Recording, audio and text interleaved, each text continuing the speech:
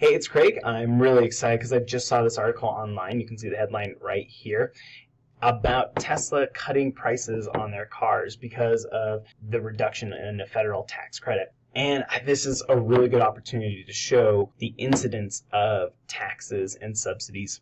And this is something that we can show really easily using tools of economics. In fact, it's so easy. I'm just going to do it using Microsoft Paint. So here's just a graph. We have price on the y-axis. We have quantity on the x-axis, and we're going to draw a demand curve right here and a supply curve going up here. So we'll label those, and let's say this is what was happening before the tax credit. So right here is going to be our equilibrium. That's going to be the price as a result of the tax credit, and this is going to be the quantity sold.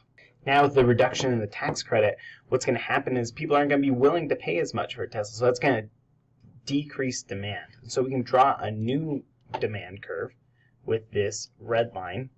We'll draw it parallel. And the key here is that this difference, that is equal to the reduction in the tax credit. So the tax credit was reduced by $3,750. So that gap right here is just the decrease in the demand caused by the reduction in the tax credit. But what we notice is that prices are only going down by $2,000. So that's what this article says over here. Cuts by $2,000, even though the subsidy went down by $3,750.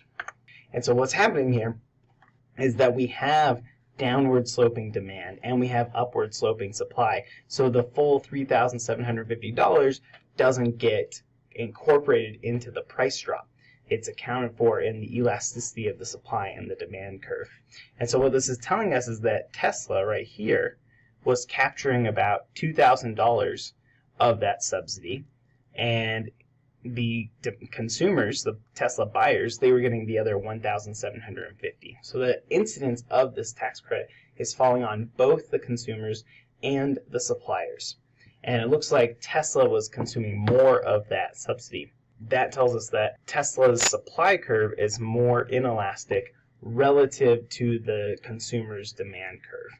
I think this is a really interesting and relevant way to teach about downward sloping demand, upward sloping supply, and the incidence of tax burdens.